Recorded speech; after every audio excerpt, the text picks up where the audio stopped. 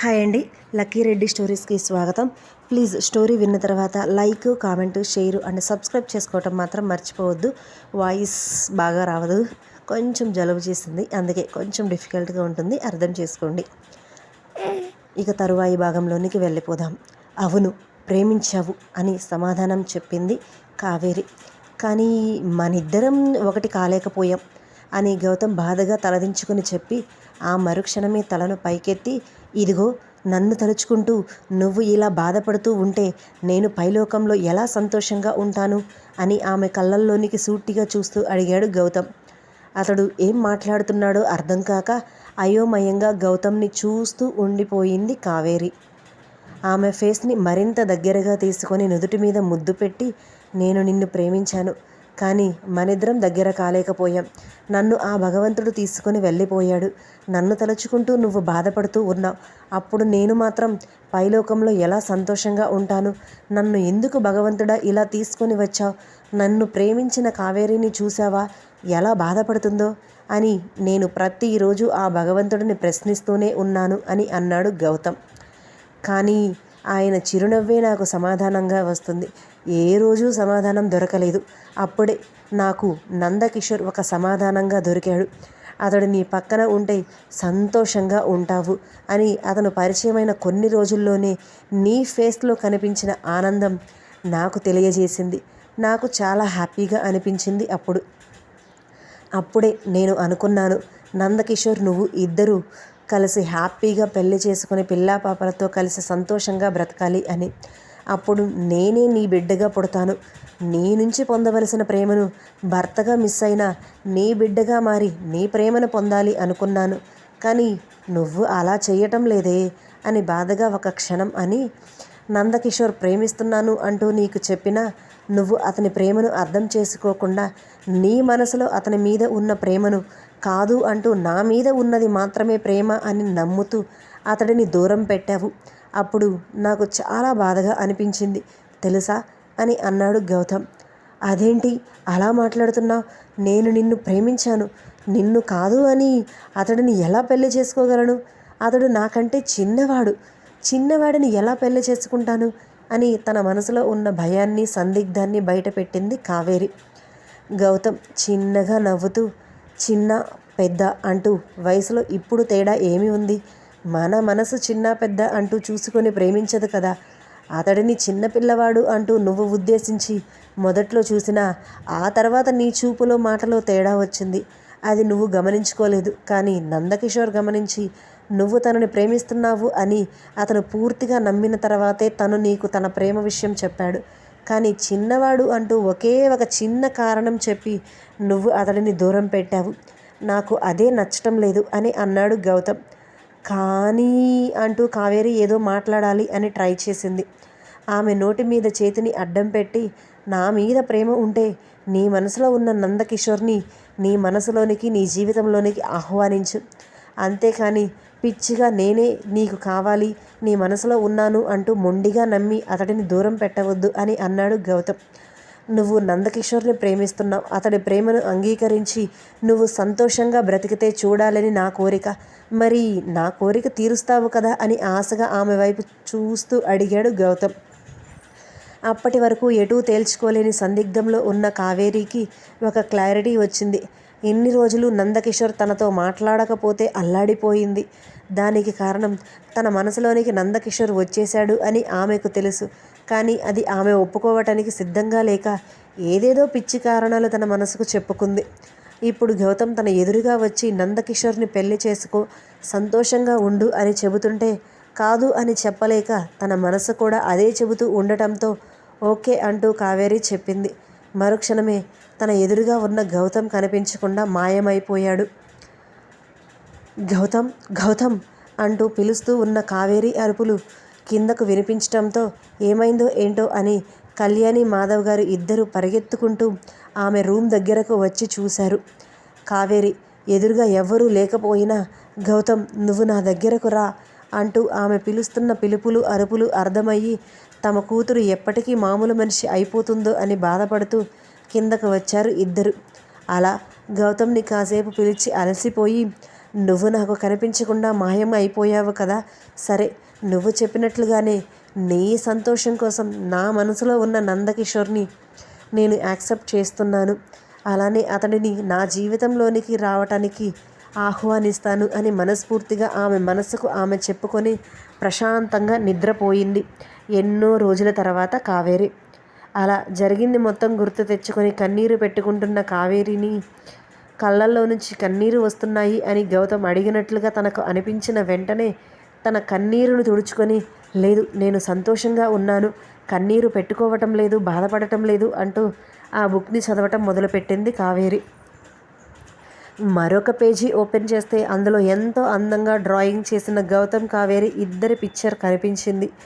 ఎంత బాగుంది అంటూ చేతితో తడిమి మరొక పేజీని తిప్పింది కావేరి. నువ్వు ఈ బుక్ చదువుతున్నావు అంటే ఖచ్చితంగా మన ఫస్ట్ నైట్ రోజు అయ్యి ఉంటుంది. ఎందుకంటే ఇది నేను ఆ రోజే నీకు ఇవ్వాలి అని స్థిర నిర్ణయానికి వచ్చాను. మొదటిసారి నిన్ను నేను కాలేజీ ఫంక్షన్లో డ్యాన్స్ చేస్తున్నప్పుడు చూశాను. అప్పుడే నా మనసు కొల్లగొట్టావు. అప్పటి నుంచి నీతో పరిచయం పెంచుకోవాలి, నా మనసులో నువ్వు చేసిన ఒక పెద్ద గాయం గురించి నీకు చెప్పాలి అనుకున్నాను. కానీ నీ ముందుకు రావటానికి నాకు ధైర్యం సరిపోలేదు అంటూ ఆమెకు చెప్పిన మాటలనే మరలా ఇక్కడ రాసి ఉండటం చూసి నవ్వుకుంది కావేరి. అలా ఆ తర్వాత తనకి యాక్సిడెంట్ గురించి చదవటం మొదలుపెట్టింది. యాక్సిడెంట్ నా జీవితాన్ని మలుపు తిప్పింది. మొదట నాకు యాక్సిడెంట్ అయ్యి ఇక నేను చనిపోతాను అని అనుకున్న సమయంలో నాకు గుర్తుకు వచ్చినది అమ్మ, నాన్న. ఆ తర్వాత కావేరి. నా ప్రేమ విషయం తనకు చెప్పలేదే.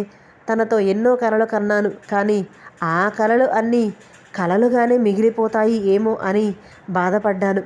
కానీ ఆ భగవంతుడు పంపించినట్లుగా నా మనసులో ఉన్న దేవత అప్పుడే నువ్వు నా కలల రాణిగా నా ముందుకు వచ్చావు. ఆ క్షణం నా కళ్ళల్లో ఎంతో ఆనందం. మరలా దొరుకుతావో దొరకవో అని అక్కడే నీకు ఐ లవ్ యూ చెప్పాను అంటూ ఆ తర్వాత జరిగినది అంతా వివరంగా రాసి ఉంది. వాళ్ళ ప్రేమ గురించి, ఆ తర్వాత వాళ్ళ ప్రేమలో పేరెంట్స్ ఒప్పించడానికి ఎన్ని తిప్పలు పడింది, మనసులో పడిన సంఘర్షణ అన్నీ ప్రతీదీ రాసి ఉంది. ఆమెకు అవి అన్నీ చదువుతుంటే ఒకప్పటి రోజులు తన కళ్ళ ముందు కదిలాయి. ఆఖరి పేజీలో, ఈరోజు మా పెళ్ళి, మా పేరెంట్స్ని కాదు అనుకుంటూ మేము వెళ్ళిపోతున్నాము. ఏదో ఒకరోజు మా పెళ్ళిని అంగీకరించి మా పేరెంట్స్ మా దగ్గరకు వస్తారు అని మేము ఆశపడుతున్నాము. కావేరి తన పేరెంట్స్ని కాదు అనుకొని నా దగ్గరకు వస్తుంది. తనకు తన పేరెంట్స్ కూడా గుర్తురాని విధంగా నా ప్రేమలో తనని ముంచెయ్యాలి అని ఆఖరి అక్షరాలు రాసి ఉన్నాయి. అంతా చదివి డైరీ క్లోజ్ చేసి దానిని గుండెలకు హత్తుకొని అలా వెనక్కి వాలి ఉండిపోయింది చైర్లో కావేరి. గౌతమ్ తన ప్రేమ గురించి, పెళ్లి గురించి ఎన్ని కలలు కన్నాడో తెలుస్తుంది. అలానే ఇప్పుడు తను చనిపోయిన తర్వాత కావేరీ జీవితం ఇలా కాకూడదు అని ముందు రోజు తన ముందుకు వచ్చి గౌతమ్ చెప్పిన మాటలు, ఇప్పుడు గౌతమ్ తల్లి వచ్చి చెప్పిన మాటలు అన్నీ కూడా తనని ఒక అడుగు ముందుకు వేసే విధంగా, తన నిర్ణయాన్ని సమర్థించే విధంగా ఉండటంతో సంతోషంగా ఆ డైరీని ప్రేమగా ముద్దు పెట్టుకుంది కావేరి. సుమారు 2 నెలల కాలం పాటు తను ఒక సంఘర్షణలోనే బ్రతికింది. నందకిషోర్ తనకు ప్రేమ విషయం చెప్పిన దగ్గర నుంచి ఇప్పటి వరకు తాను ఎటూ నిర్ణయం తీసుకోలేకపోయింది. అటు గౌతమ్ మనసులో నుంచి వెళ్ళలేదు, ఇటు నందకిషోర్ గౌతమ్ కాదు అనుకొని నా మనసులోనికి వచ్చిన అతడిని యాక్సెప్ట్ చేయలేకపోయాను. అతడు పక్కన ఉంటే ఆనందం, కానీ అతడి ప్రేమను యాక్సెప్ట్ చేయలేకపోయింది. దానికి కారణం వయసు చూపించింది కావేరి. ఇప్పుడు ఆ వయసు కూడా తనకు అడ్డుగా కనిపించటం లేదు. నవ్వుతూ తన ప్రేమను ఆహ్వానిస్తారా మేడం అంటూ అడుగుతున్న నందకిషోర్ కనిపించటంతో, అవును, ఆహ్వానిస్తాను నిన్ను నా మనసులోనికి అంటూ అతనికి కంటి చూపుతోనే సమాధానం చెప్పింది. అలా కావేరి ఆ రోజు తన పని ముగించుకొని ఇంటికి వెళ్ళింది. రోజు ఏదో ఒక ఆలోచనతో ఇంటి లోపలికి అడుగుపెట్టే కావేరి ఆ రోజు చాలా సంతోషంగా, మనసు గాలిలో తేలిపోయినట్లు ఉన్న ఫీలింగ్తో ఇలాంటి ఇంటి లోపల అడుగుపెట్టి అమ్మ అంటూ మొదటిసారి తనంతట తానుగా స్వయంగా పిలిచింది 4 సంవత్సరాల తరువాత. వంటగదిలో ఏదో పని చేసుకుంటూ ఉన్న కళ్యాణి కావేరి అమ్మ అని పిలిచింది అని అర్థమై పరిగెత్తినట్టే 2 అడుగుల్లో బయటకు వచ్చి, ఏమైంది, ఏం కావాలి అని ఆతృతగా అడిగింది కావేరిని కళ్యాణి. ఏమీ లేదమ్మా, నాకు బాగా ఆకలిగా ఉంది. ఈరోజు నాకు ఇష్టమైన వంటలు అన్నీ చేసి పెట్టవా, నీ చేత్తో తినాలి అని ఉంది అని ఆశగా అడిగింది కావేరి. ఎన్నో సంవత్సరాల తర్వాత కావేరి అలా నోరు తెరిచి అడగటంతో ఇక కళ్యాణికి ఆనందం మాటల్లో చెప్పలేనిది. కావేరిని ప్రేమగా దగ్గరకు తీసుకుని సంతోషంగా నుదుటి మీద ముద్దు పెట్టి వస్తున్న కన్నీళ్లను కూడా తుడుచుకోవటం మరచి అలాగే అలాగే ఇప్పుడే చేస్తాను అంటూ హడావుడిగా వంటగదిలోనికి పరిగెత్తింది కళ్యాణి.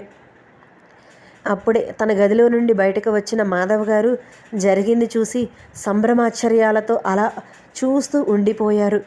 సుమారు 4 సంవత్సరాల తర్వాత తన కూతురు ఇలా నోరు తెరిచి నాకు కావాలి అంటూ అడిగింది అని ఎంతో సంతోషంగా అటు గిన్నె ఇటు గిన్నె అటు విసిరేసుకుంటూనే స్పీడ్గా కావేరికి ఇష్టమైన వంటలు అన్నీ 1 గంటలో చేసేసింది కళ్యాణి ఆనందంతో.